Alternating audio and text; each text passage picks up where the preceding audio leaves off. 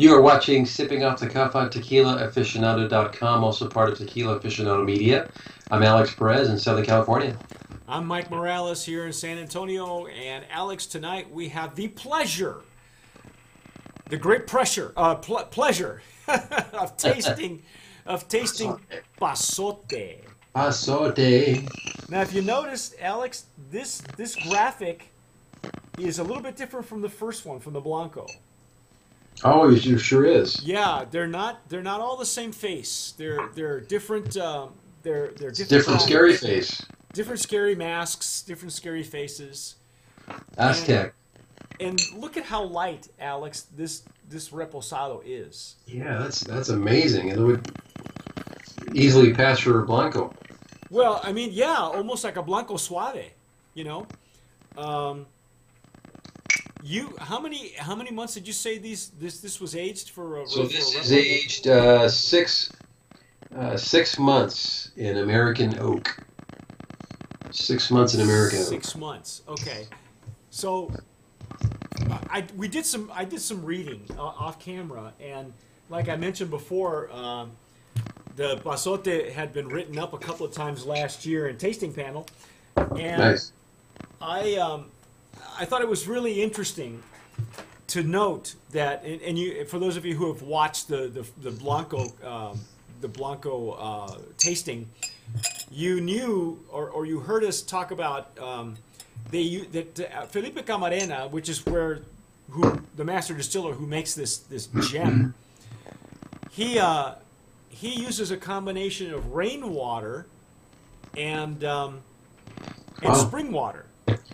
What's the percentage you said? It's a 60-40 split. So it's, what did I say? It was 60, in fact, here we go. I will, for some reason, he says it's a, here we go. The water has different pH and minerals, and it will change the profile of the spirit. So for Pasote, it's 40% rainwater, 60% water from a spring on the property. And how he came up with those percentages, I mean, I don't understand. I don't know how, you know. It's just right. Yeah, but you know that in order for him to get there, he got it 50-50. There's a 70-30 split somewhere, you know. There's all these samples somewhere that are just hanging out in his lab, in his laboratory. Like that's the beauty and the science of distilling, Mike. I mean, it's like any distilled spirit or product. You know, water is key.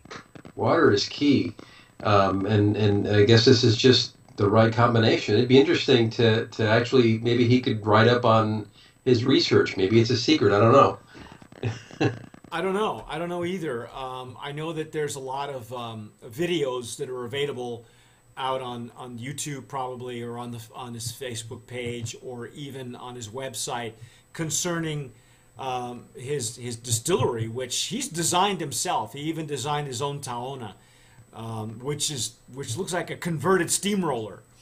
And I think it's interesting. Now, Alex, look at how light.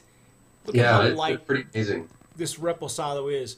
We were reading off camera in this article that the reason that it's so hard to tell the Reposado from the Añejo, and Alex, hold them up, because the only way to tell, look at how light that is.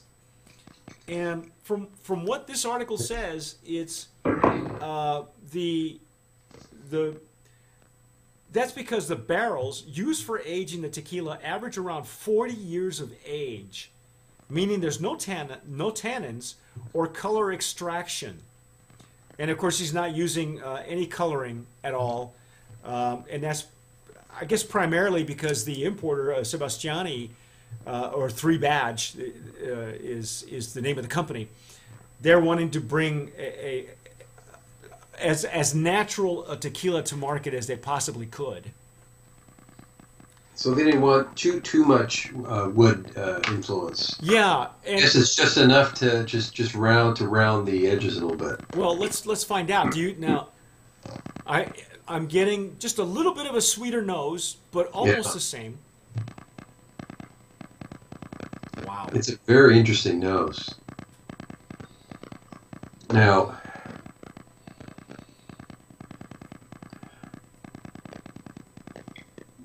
it's a very interesting nose because, especially with these being old barrels, I almost have a grape characteristic in the nose. Well, I was gonna say, Alex, there's a slight sweetness in the nose that's more floral than candy. You know what I mean? It's not caramel or honey or anything like that. It's more like flowers. It's more floral. I think I know. I looked at the notes. It's coconut. Really? Yeah. Fresh or toasted? Right off the top. Coconut. Is it fresh or toasted? Because there's a difference. I get fresh.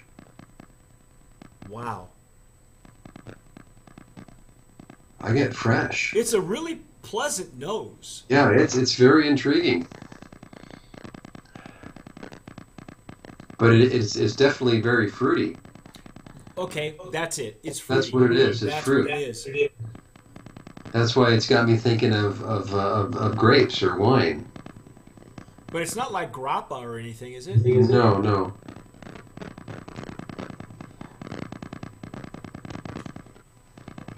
Mm.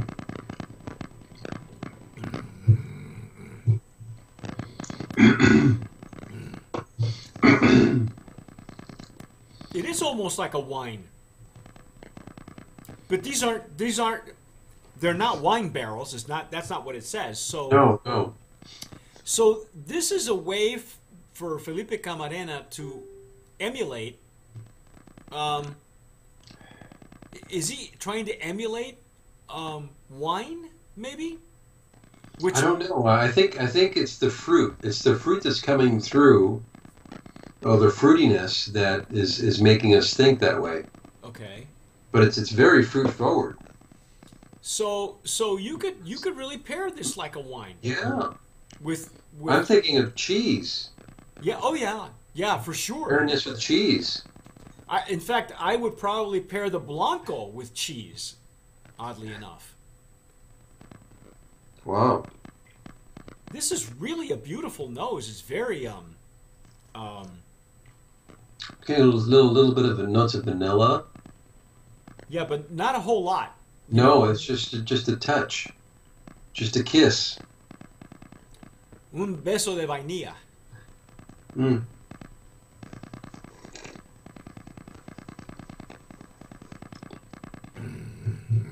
Yeah, it's very fruity, flowery. It's got a really unique nose. And the palate, it doesn't lose anything. It still have the peppery, the explosion in mid palate. And the heat. I'm still getting that medium to long finish. Yeah, beautiful Reposado. Wow. This is not your typical run of the mill Reposado. No. This is a grown up Reposado. Well, Reposados, depending on, I've heard people say, our buddy Chris Zaris from Tequila Rack said that the toughest thing to make properly is a good Reposado. And nice. I think he's right. I mean, and I think they have succeeded. Very nice. Wow. Another brand of promise, Alex. Hands down. This one is so unique. It's like an instant legacy. And of course, he is a Camarena. Obviously, he's known for his he's just this mad scientist. I thought Carlos was crazy. But, well, they have the pedigree. Yeah, they do. Craziness runs in the family.